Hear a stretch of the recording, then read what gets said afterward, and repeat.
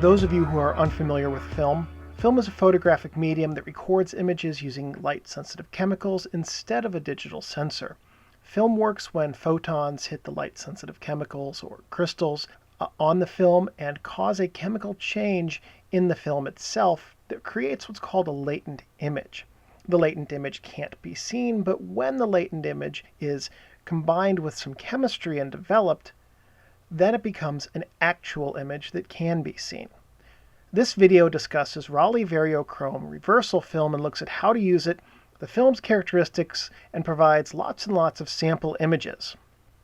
Vario Chrome is a medium to fast film that Rollei rates at 200 to 400 ISO. I shot it from 200 to 800 as a test after getting my first rollback from the lab and being shocked at how overexposed everything was. So here's a series of ISO tests I performed with the Vario Chrome to try to figure out the best ISO to shoot it at. I found that Vario Chrome consistently blew out highlights and colors at 200 to 400 ISO, was tolerable at 500, and worked the best at 640. When it reached 800, it was dark and the colors were muddy and it didn't really provide good results, even though it had colors which were closest to true. So I think that the word vario in the film's name means very narrow range with basically zero flexibility or tolerance for error. Rollei Vario Chrome was available only in 35mm. Rollei made this as a limited edition, and there's speculation that it's another maker's product that was passed code and stored poorly. I don't have evidence to that fact, but after this video ends, check out the description, and there's a link to an Emulsive article that explains that theory's origin, and it's really well written and explains where it comes from. It's worth checking out. But that said, as far as I know, at least at the time of this video's recording, there's been no official confirmation from Rollei that that theory is actually true. For grain, Rollei states that this is a low-grain film, but that's kind of like stating that a cobblestone road is a low bumpiness road. For tonality and tonal range, well, on both counts, it's the worst of any film I've ever used, so that's saying something. The dynamic range on the film is poor. Under ideal conditions, the dynamic range seems to be less than 3 stops, which is about 1/3 of a good black and white or color negative film, and less than I would expect from a good slide film. This also means that Vario Chrome has poor contrast because there's just not that difference in dynamic range in the film. And though I found that at 640 to 800 ISO, the film displayed peak contrast and tonal ranges, again at 800, the colors were just too muddy. So there's no really good ISO with this film that balances the maximum dynamic range you can pull out of it and the best colors that you can pull out of it. For acutance, given this film's grain, the acutance should be good, but it's not. The transition between colors and details within the images is mushy on a really close-up level when you really examine far closer into the image than any sane person should. And the result of that is that it leads to excessive softness where really there shouldn't be softness. The result of that lack of clear acutance, of good acutance in the film, also helps to sap the film of contrast. Many of these photos you're looking at here are generally fairly contrasty, and yeah, they didn't come straight off the negative, or slide rather, looking like that. On an additional note, this film should teach everyone who uses it exactly one thing. Flashy packaging doesn't make a film great. The packaging on the boxes were superb, and Rollei should be using their Vario Chrome packaging designer for more package designs. So that's one good thing about the film. Rollei Vario Chrome does have some good uses, in my opinion. From a technical perspective, shooting mid-key is going to give you the highest quality of results. And also shooting mid-key with an intent to have warm rendition, although, as we'll talk about, the film is not consistently warm. But mid-key for lighting is going to give you the best results in having, if you're outside on an overcast day, that's the best lighting you can get outside with this film. Also, images that are meant to evoke a mood, an emotion, or a concept without really requiring technical perfection, those types of shots are going to be ones that you can expect a better type of result from with Vario Chrome than you might with a more technically precise film. As for digital conversion, it's terrible. The slides from Rollei Vario Chrome look okay in person, and holding them up to the light and looking at them in your hands, they look, well, okay. Translated into digitization either through a scanner or using a DSLR, the digital renditions of these slides are really lacking. And as we talked about digital conversion, you'll see a couple of comparisons of scanned and DSLR digitized photos of the same images so that you can see how they stack up, and just really they don't. This film just does not digitize well. So normally at this point in the video, we talk about some technical stuff: the spectral sensitivity curve, the characteristic curve, contrast curve, and reciprocity failure. Rollei provides none of that data. Now, I suspect that if they did, firstly, it would indicate what film stock this stuff actually is, if it is in fact someone else's stock. And secondly, it would point out exactly how terribly this stuff performs from a technical standpoint compared to what it should be doing according to the technical data. But also, if this stuff really is an old film, then any technical data on that stock wouldn't apply to the way that it performs, and I think that's really borne out in the sample photos that this film has delivered. I'd like to quickly highlight how poorly this stuff performs from a spectral sensitivity perspective by juxtaposing two photos. And this is going to illustrate contrast, dynamic range, color trueness, lots and lots of important image characteristics from a technical and aesthetic standpoint, these sample photos.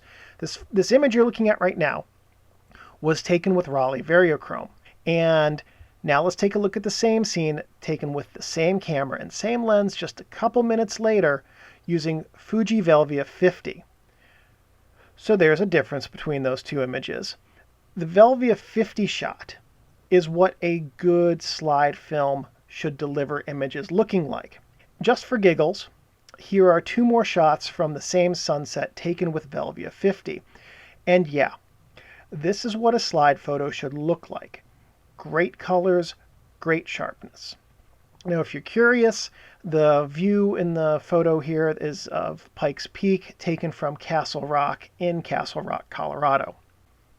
Rollei rated Vario Chrome from 200 to 400 ISO, but I found the best results being from 500 to 800, really peaking at 640, and I ended up just falling into a 640 rut with this film. That gave me the best results, or should I say 640 gave me the results that were least displeasing.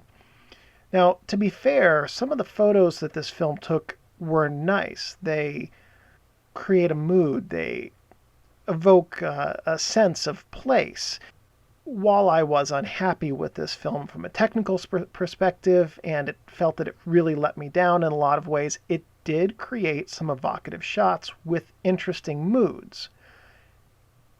I think that had the sample photos Rollei used in their marketing campaign looked more like the results that I got using this film, I probably would not have been as unhappy with the results I got back. In fact, I might even have been more pleased with them than I was.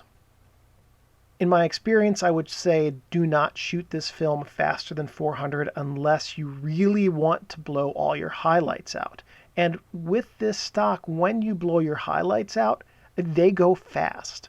So if you overexpose this film just a little, you will, in effect, overexpose it a whole lot. Point source lights, like the ones in this photo being shown right here, will also blow out more quickly in high contrast scenes. So where you might have some areas that are dark and some areas that are properly exposed, the lights will be bright white very quickly, or whatever color they are, very quickly, and you will lose detail in parts of the images that have light shining on them if the rest of the image is of a different contrast or exposure value.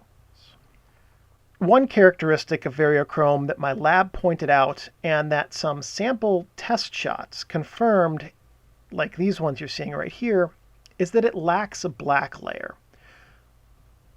Now, I didn't cut this stuff up and look at a cross-section on an electron microscope, so I can't tell you for a fact that it lacks a black layer. So it might be better to say that the black layer, if there was one, has ceased to be fully recoverable in developing. So what appears in black in these images, and every image in this video, what appears to be black, is actually a very dark red. So the film that I got, all 10 rolls of it, conveyed black as this super deep dark red. And compared to adjacent colors, that dark red looked black. Now that's a real weakness because it saps colors throughout the image of trueness. It makes everything warmer than it should be, really. It takes away dynamic range because there's no black in the colors.